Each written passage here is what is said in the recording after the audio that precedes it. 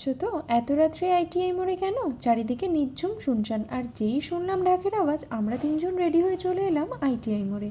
আর কেন জানো?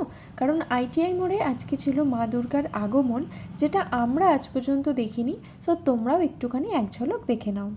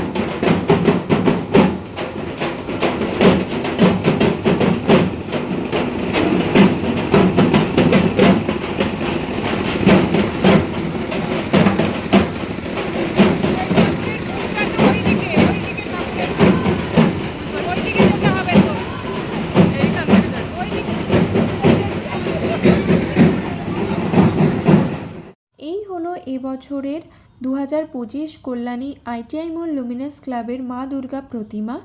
এতটাই সুন্দর দেখতে, আর তেমনি তার অপরূপ সাজ।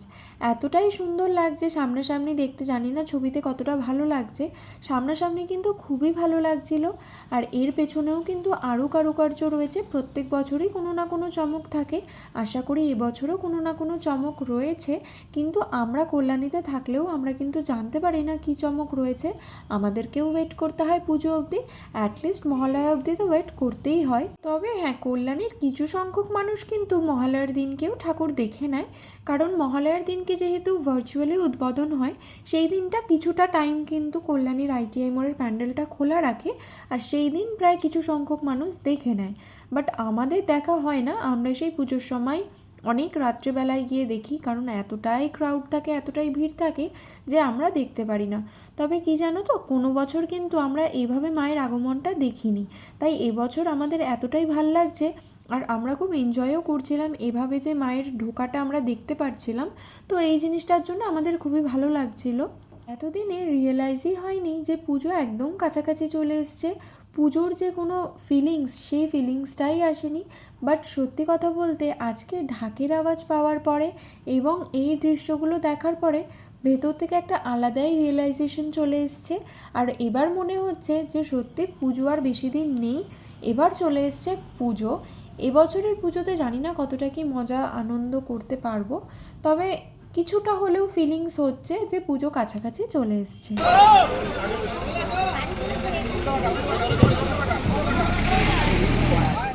ভাবছো তো এই জিনিসটা কি? এটা হচ্ছে মা দুর্গার পেছনে যে চালচিত্রটা থাকে, সেই চালচিত্রটা।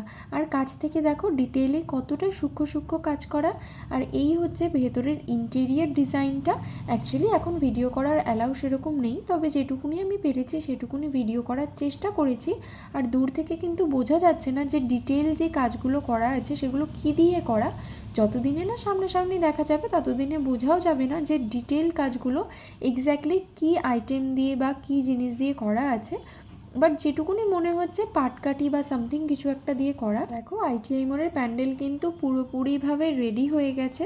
এখনও বুঝতে পারছি না লাইট টাইট কীরকম কী দেবে, কারণ যতদিনে না উদ্বোধন হয় ততদিনে বোঝা যায় না আর কি। তো যাই হোক, এইভাবেও কিন্তু খুব সুন্দর লাগছে। আর এইদিকে দেখো আমি, মা আর বোন আমরা দাঁড়িয়ে কিন্তু সেই প্যান্ডেলই দেখছিলাম। যতই যা বলো, যতই দেখি না কেন আইটিআই মোড়ের প্যান্ডেল, তবু মন ভরে না।